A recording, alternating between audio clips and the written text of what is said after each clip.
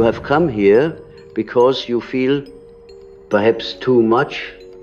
It is as if your nervous system were not your own, as if you were an instrument played by invisible hands. The melody at once familiar and foreign. You live as though the membrane between you and the world were thin to the point of dissolution. And every glance, every unspoken tension in the air seeps into your being. Such sensitivity is not merely a temperament, it is a destiny. And like all destinies, it holds both the seed of light and the root of destruction. If you do not understand it, it will turn upon you. If you remain unconscious of its nature, it will drag you into psychic swamps from which you may never emerge. I am not here to soothe you with sentimentality. I am here to warn you, because you have mistaken your openness for virtue, and in doing so, you have left your inner fortress unguarded. When one feels too much, one imagines oneself compassionate, empathic, even nobler. Yet, beneath this facade often lies a darker truth.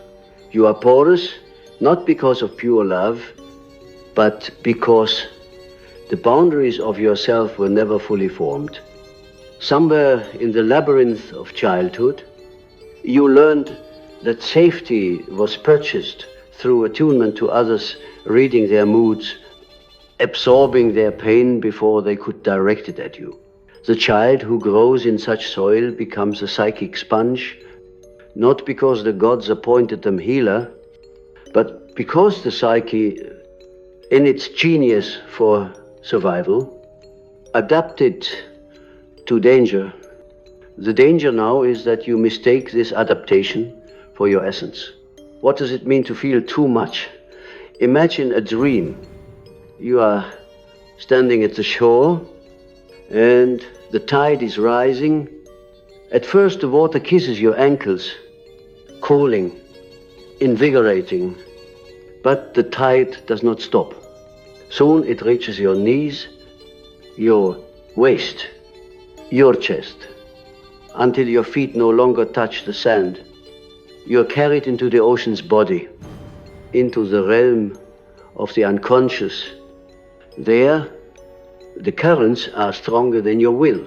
To feel too much is to live perpetually in this state where every wave is another's sorrow, every undertow another's rage, and you, without anchor, are swept into their depths.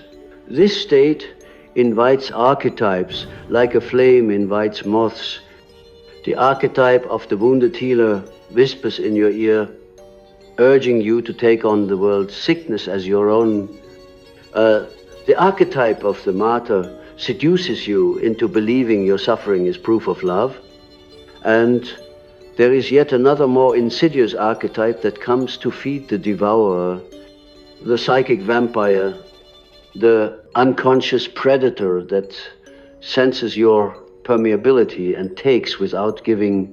You must understand the unconscious does not care about fairness. It is the domain of raw instinct, of psychic forces that operate beyond morality. The more you are unaware of these forces, the more you are at their mercy.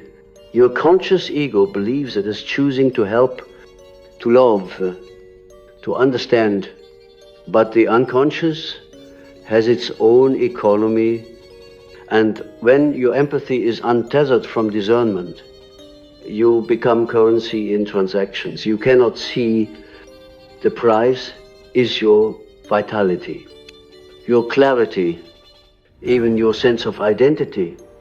You wake one morning feeling as though your soul has been replaced with fog. You look in the mirror and see the contours of your face, but cannot remember the shape of your own desires. This is the slow erosion of the self, the dark fate of those who feel too much without the inner container to hold what they feel. I have often said that we meet our fate on the path we take to avoid it. The one who fears selfishness becomes the one who allows themselves to be consumed. The one who fears hardness becomes so soft they dissolve. To feel deeply is not in itself a curse depth, is a language of the soul, but without structure. Depth becomes drowning.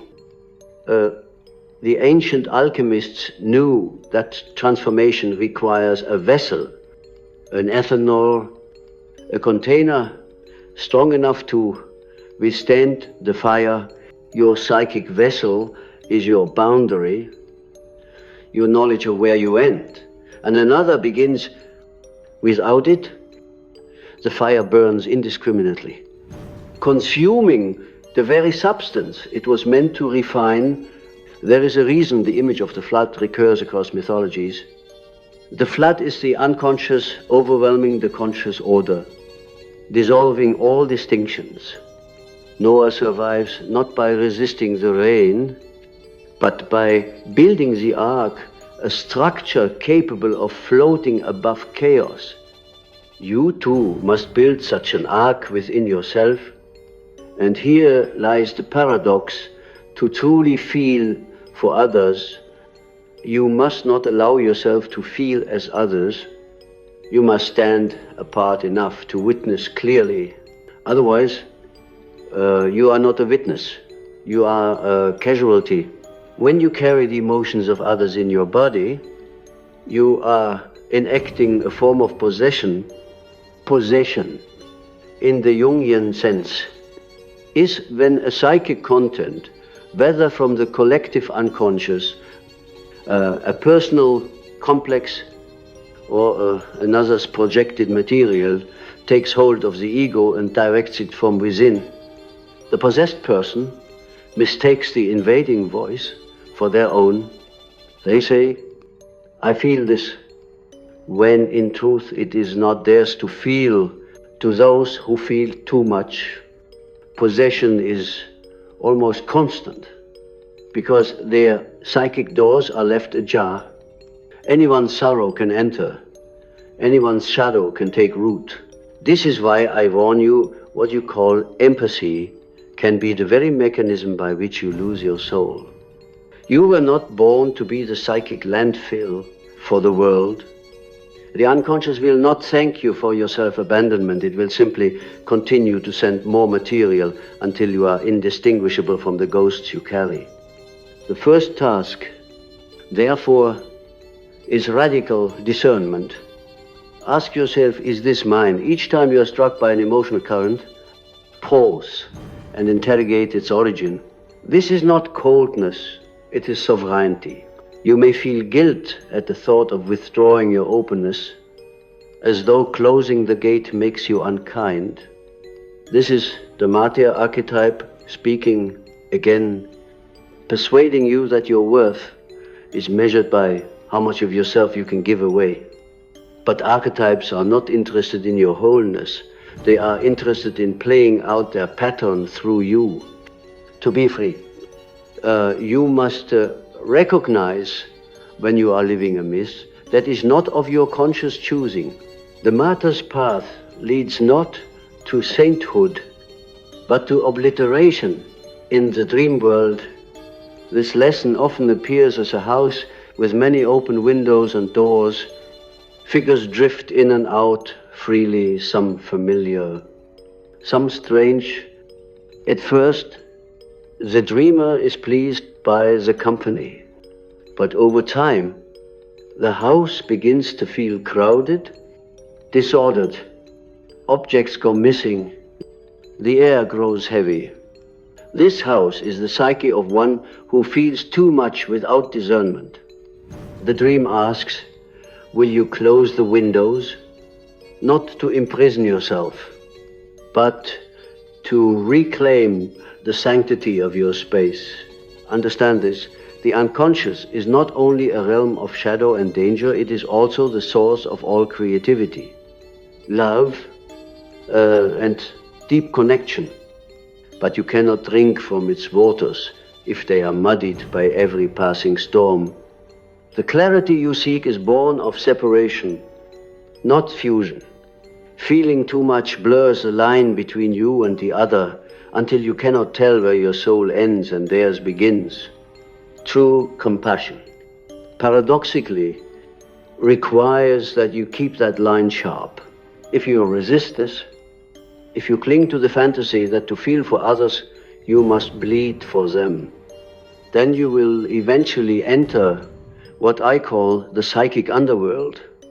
This is the place where burned out healers wander, where former lovers of life now live in apathy, where the once open heart beats faintly beneath layers of resentment. Here, the sensitive one becomes cynical, mistrusting, convinced that the world has stolen something from them, never realizing they gave it away. You must choose another path. You must take your sensitivity and anchor it in the bedrock of a strong, individuated self. Individuation is not about becoming hard or closed. It is about becoming whole. Wholeness contains both the capacity to feel deeply and the discernment to decide what belongs in your inner world. Without this, your life will not be your own. And so, I leave you with the first movement of this work. Guard the threshold of your soul. Let only what is yours enter. Build the ark before the flood rises. For the one who feels too much without boundaries is not a savior. They are a vessel cracked before the gold has a chance to be poured. You believe that to pull back is to betray your nature, but I tell you, if you do not learn to step back, you will never truly see.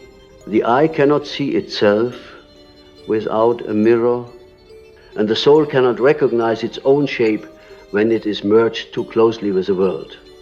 To feel too much is to stand so near the fire that you can no longer see the flame, only the blinding light. You are dazzled, warmed, even scorched, and you imagine this nearness is intimacy. But intimacy with the world does not require your annihilation. It requires your presence steady, anchored, aware. Without these, your feelings are not connection, but contagion. When a man or woman comes to me and says, I feel everything, I hear a silent cry beneath their words. I do not know where I end and the world begins. This is a wound of boundaries. And boundaries are not walls, they are membranes. They breathe. They allow life in and out in a rhythm that preserves the integrity of the self. Without them, self is like an unsealed vessel left in the rain, slowly filling, overflowing, and losing the contents that are uniquely its own. The danger then is twofold. First, the danger of identification.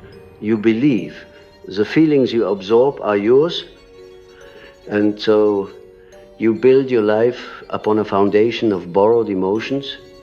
Second, the danger of depletion. You give energy to resolve tensions that are not of your making, leaving little for your own growth. This is why those who feel too much often live in cycles of exhaustion and brief revival, like a candle repeatedly relit without replenishing the wax. The Psyche, in its symbolic language, shows us this truth in dreams, where the dreamer carries heavy objects up endless stairs, or where they are in a marketplace, surrounded by voices calling for their attention. In Suchdreams, the burden and the noise are not external. They are the internalization of 1,000 foreign energies taken in, without question. And if the dreamer continues to carry them, the ascent never ends. The stairs become a loop. On the market, a maze, the soul a prisoner of the very sensitivity it thought was its gift. There is a profound archetype at work here. The anima or animus in its unconscious form, when undeveloped, it opens us not to the richness of inner life, but to invasion by the moods and needs of others. The immature anima or animus does not mediate between the conscious ego and the unconscious. It becomes a conduit through which any psychic content may flow unchecked. To feel too much is often a sign that this inner figure has not yet been made conscious, that it serves as an open gate rather than a wise guide. To make it conscious is to engage in the work of individuation, to draw into awareness what has been acting upon you from the shadows. This is not an act of cold analysis, but of deep listening. Listening to your own depths as you would to the voice of a friend long ignored. It requires solitude, for in solitude you can discern the tone of your own soul's voice. Without solitude, the chorus of other people's needs drowns it out. And here is the shadow's role. The shadow is not merely the sum of your repressed faults. It is the repository of all you have disowned, including your right to self-protection. Many who feel too much have cast their capacity for refusal into the shadow. They have made a moral idol of openness. And so the word no feels like a betrayal of their identity, but the shadow waits, patient and dark. And if you do not integrate this capacity consciously, it will emerge unconsciously, often as resentment, withdrawal, or passive aggression. This is why some empaths, after years of self-sacrifice, suddenly become cold or unreachable. It is the shadow reclaiming space in the only way it knows how. To avoid this, you must bring the shadow into dialogue. Ask yourself, what part of me resists being always open? What part longs for privacy, for separation, for the safety of my own inner chamber? These are not selfish impulses, they are the instincts of the self protecting its wholeness. In myth, the hero does not traverse the underworld without a shield or talisman. The sensitive soul must carry its own psychic shield, not to block love, but to ensure love does not become a consuming fire. I have seen in my patients and in myself that when one begins to honor these instincts, the nature of their feeling changes.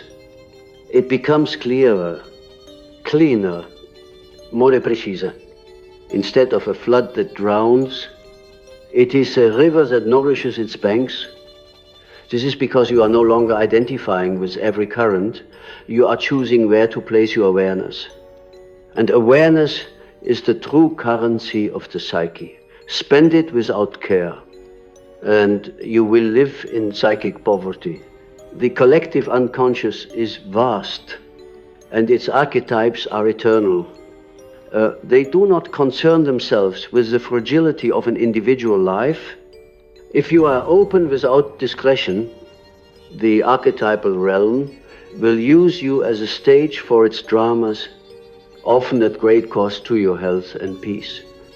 Those who feel too much become unwitting actors in stories, not their own playing the healer, the savior, the victim, until they forget that they are not the role. The task is to awaken from the play, to step into the role of conscious participant, where you may choose which dramas to enact and which to leave behind.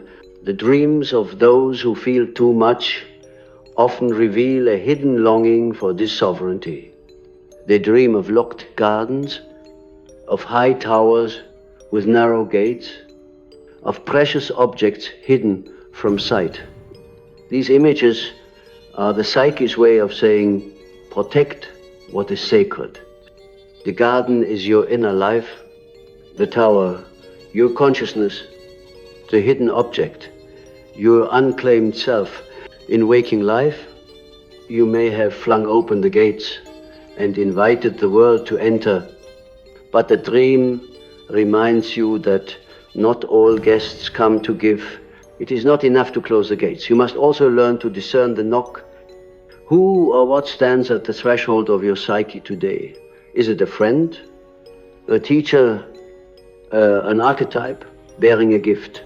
Or is it a shadow figure seeking to inhabit your life for its own purposes? This discernment is not learned in haste. It is cultivated through daily reflection, through the patient examination of your own emotional tides. In time, you will begin to feel the difference between what is yours and what is not through logic alone, but through a bodily knowing, a resonance that tells you, this belongs to me, or this does not. And when you know this, your sensitivity becomes a power, not a weakness. You can enter the depths without losing your breath, witness suffering without becoming it, love without dissolving into another's being. This is the alchemy of feeling, transforming raw openness into conscious presence. It is a difference between the moon that reflects the sun's light in fullness and the mirror that shatters under too much weight. This is why I say feeling is not the highest virtue. Integrated feeling is, without integration, your sensitivity will be the very instrument of your undoing. With integration, it becomes your path to wisdom, to compassion that does not destroy itself in the act of giving. You must understand that the path from sensitivity to mastery is not a straight ascent, but a descent into the very underworld that your empathy tries to avoid. For those who feel too much, there is an instinct to flee discomfort, to smooth the rough edges of life, to remove the thorn before its meaning is understood. Yet every thorn is an emissary from the unconscious, and to remove it too soon is to silence the message it carries. The ancient myths understood this. Orpheus descended into Hades not because he loved darkness, but because what he sought Eurydice, the soul's beloved, could only be reclaimed in the place of shadows. So too must you enter into the parts of yourself you have exiled. The rage you thought unworthy, the grief you feared would consume you, the indifference you judged as inhuman. These too are yours. It is a paradox that to feel too much often means you are not feeling enough of what belongs to you. You have displaced your inner life with the borrowed feelings of others, as if your own emotions were too dangerous to touch. But the psyche will not be denied. That which you refuse to feel directly will find its way back through projection, through sudden storms of mood, through relationships that repeat the same pattern again and again until you turn inward to ask, what is this teaching me about myself? Until that moment, your sensitivity will be reactive, pulled in every direction by forces you do not see. The unconscious speaks in images, and it will show you what you most need through dream and symbol. Those who feel too much may dream of vast oceans in which they are adrift, or of forests where the path is lost in mist. These are not mere decorations of the sleeping mind, they are maps. The ocean is the realm of undifferentiated feeling, the mist, the obscuring of your own path by the moods of the collective, The dream does not condemn you to drown or wander forever. It offers you the chance to find orientation, to learn to navigate, not by the nearest shore, but by the stars of your own inner constellations. But to read the stars, you must endure the darkness.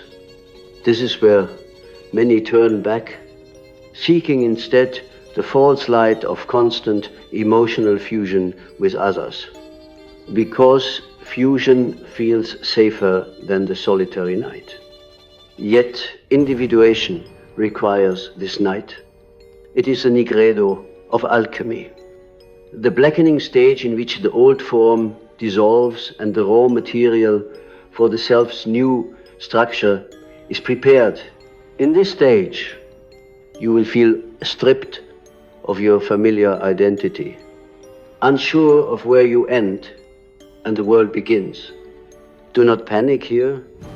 This disorientation is not the loss of your soul, it is the loosening of all the false selves you have carried in place of it.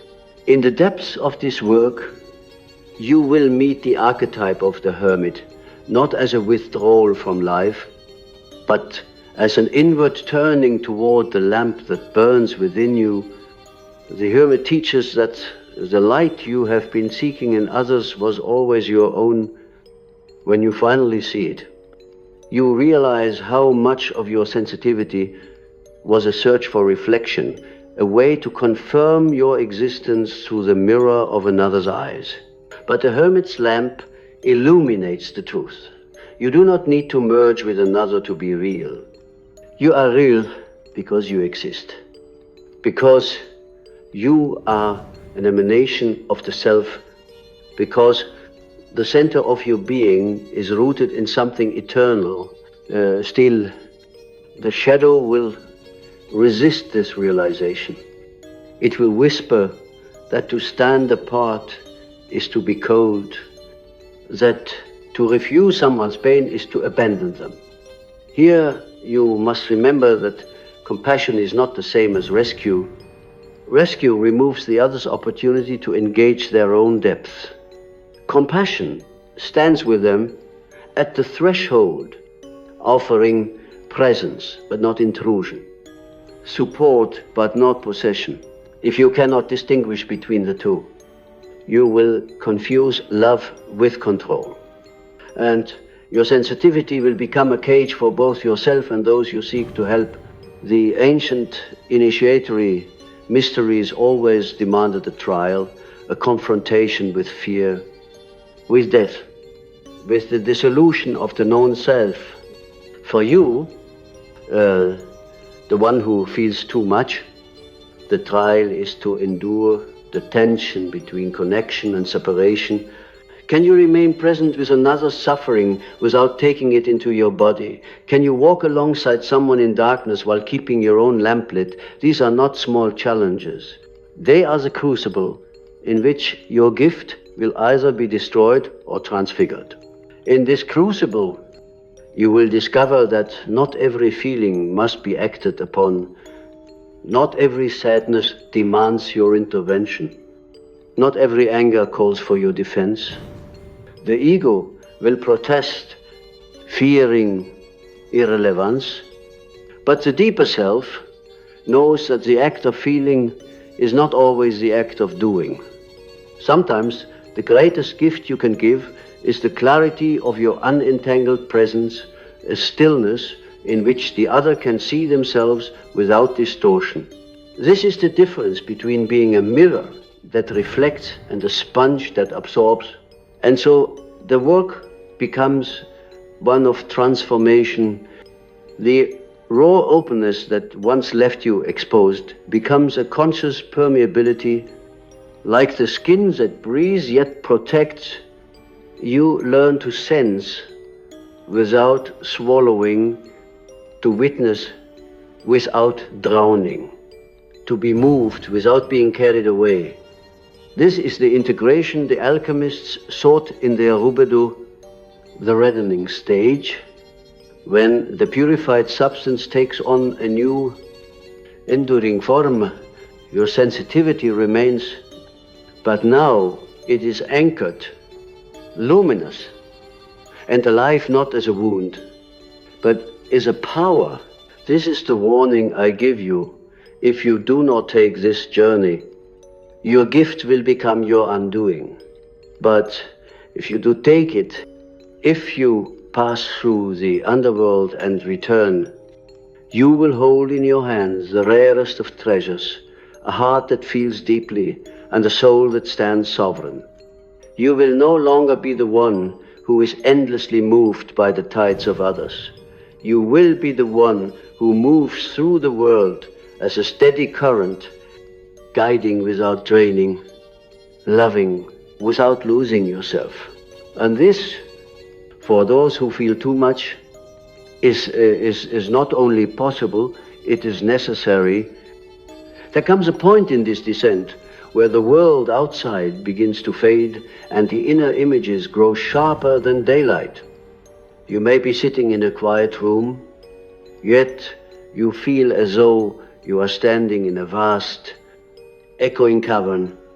The air here is thick, the light dim, and somewhere far off you hear the dripping of water time itself marking your passage. This is the realm beneath the surface, the place where your oversensitivity has its roots. It is not a place of reason, but of symbols. Here, the forms are alive, the shadowed figures, the ancient gods, the fragments of dreams you half remember. They are not mere figments. They are the autonomous contents of the unconscious, and they have been speaking to you all along through the language of your feelings. For one who feels too much, these figures have often been mistaken for external realities. You have encountered them in the guise of people, lovers, friends, strangers whose presence overwhelms you, as though they were more than themselves, and they are bearers of projection, carriers of psychic images that belong not wholly to them, but to the archetypal realm within you. Without this understanding, you become the stage for dramas, not of your conscious choosing. You think you are loving a person, but you are loving an archetype through them. You think you are carrying a friend's burden, but you are carrying a centuries-old myth enacted again through the flesh of today. This is why discernment is not a matter of moral preference, it is a matter of psychic survival. In the underworld, the boundary between your own life and the life of the archetype is perilously thin. The danger for the sensitive soul is to be consumed by the role to live entirely as the wounded healer, the eternal rescuer, the silent martyr. The unconscious does not care for your personal fulfillment. It cares for the continuation of its patterns. If you are not awake to this, it will wear you down until you are only the mask it requires. In this cavern, you will meet your own double, the part of you that has been living in others all along. It will not be a gentle meeting. The double will accuse you. You abandoned me when you chose to feel for everyone but yourself. You exiled me to the shadow while you wore the costume of selflessness. And you will see that this accusation is true. The pain you have been avoiding by tending to others is your own pain, buried in the deepest chamber of the self. To reclaim, it is to reclaim your life. At first, you may feel an almost physical resistance to taking it back. You have become accustomed to defining yourself by your capacity for others. Without that, who are you? But here, in the stillness, you begin to see the outline of a new identity, one not built upon the constant exchange of energy, but upon the simple fact of your being. This is the birth of sovereignty. It is not loud, it is not dramatic. It is the quiet recognition that you do not need to prove your worth through service, sacrifice, or the endless absorption of the world's wounds. The myths tell us that the hero must return from the underworld with a treasure, a gift for the living. For you, the treasure is the knowledge of your own center. This center is not hard like stone, it is fluid, luminous, and resilient. It can open and close like the iris of an eye, adjusting to the light it receives. When you live from this center, your sensitivity becomes a choice, not a compulsion. You can open fully when the moment calls for it, and you can close without guilt when the waters threaten to rise too high. This is the alchemical conjuncture, the sacred marriage of feeling and form. The openness of your heart unites with the strength of your boundaries, creating something. Neither could be alone. You no longer fear that boundaries will make you cold, because you have learned that the truest warmth flows from a source that is not being drained. You no longer fear that openness will drown you, because you have learned to anchor yourself even in the strongest currents. When you emerge from the cavern, you do not return as you were. The world is the same, yet you see it differently. You recognize the archetypes at play in the faces around you. You sense the currents of feeling without letting them sweep you away. You can walk through the marketplace of human emotions without being pulled into every transaction. You have learned to honor the call of empathy without confusing it with the call to self-obliteration. This, then, is the dark warning I give you. And also its resolution. If you feel too much without the vessel of the individuated self, you will be used by forces you do not understand. And they will name it love. But if you claim your own depths, if you pass through the night of the soul and return with the treasure of your own center, your sensitivity will no longer be a wound, it will be a way of seeing that serves life without sacrificing your own. And in this way, you will fulfill the true purpose of feeling, not to drown in the world's waters, but to drink from them with discernment, and to let that nourishment shape you into who you were always meant to be.